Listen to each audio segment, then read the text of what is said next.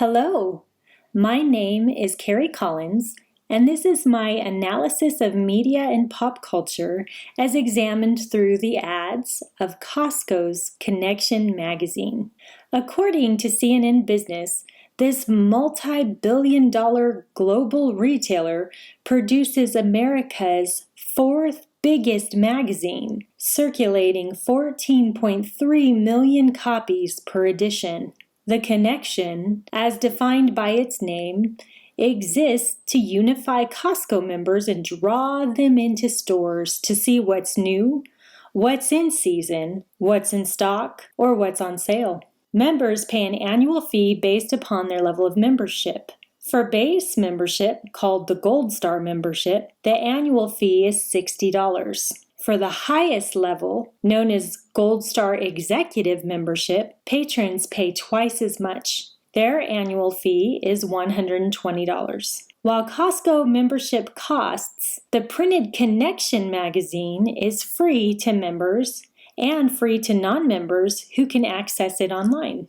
So, who is the target audience for the Connection magazine? Well, we know 40% of those who receive the Costco Connection are the retailer's Gold Star Executive members. Another fact is that the median age of readers is 58. The majority have also attended college, while 90% own their own homes. The Costco Connection's readers have a median household income of $119,000. For reference, $68,000 for a family of 5 is the start of middle class in San Bernardino and Riverside County, according to Pew Research. Looking at the statistics of average readers brings to mind the American author Kate Bornstein and her pyramid of hierarchical powers of who's on top. According to Bornstein, the perfect American identity is a white male, wealthy, educated, he's a homeowner, heterosexual, married with children, law-abiding, and perhaps athletic and handsome. We cannot say from this information given by CNN Business that the Connection targets white men, but one can support this assumption based on the likelihood of who is college educated, who owns a home, and who maintains an upper middle class annual income in the United States. But let's look further into the content of ads distributed among the health, wealth, and wellness articles of the Costco Connection. This is our first ad, Centrum Silver. This is one of many vitamins marketed throughout this single edition. It is clear from this ad that the Connection magazine is geared toward older adults. This affirms CNN's claim that the average reader is nearly 60 years old. Looking at the text on the bottom of the bottle, Centrum Silver is for adults aged 50 plus. The largest print on this ad reads, "A healthy start begins within." I wonder, a start to what? A start to the day? Likely, but it could also be the start of a senior adulthood. Sociologists use a term called resocialization, which is the process of replacing previously learned norms and values with new ones as part of a transition in life. I wonder if the text, "A healthy start begins within," could appeal to the resocialization process that many older adults are experiencing. Here is ad number 2.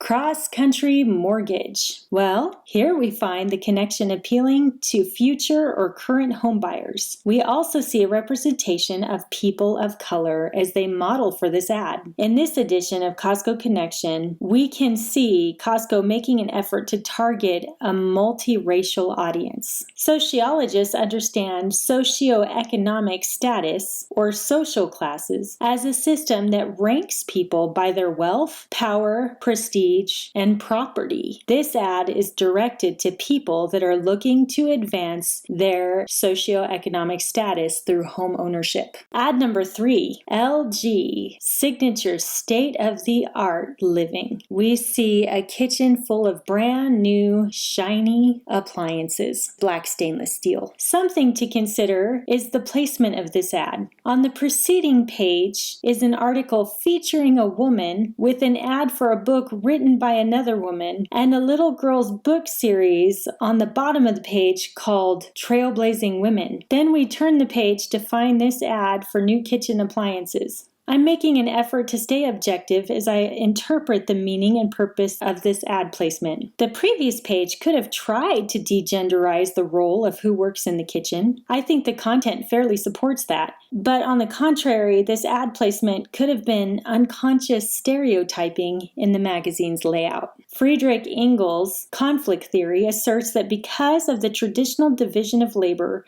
men working in the public workplaces and women in the private sphere, men are able to maintain dominance by utilizing the women as an inexpensive reserve army when the need arises. Engels suggested that if private property was abolished, the material inequalities producing social classes would disappear, and there would no longer be powerful interests forcing women into domestic roles.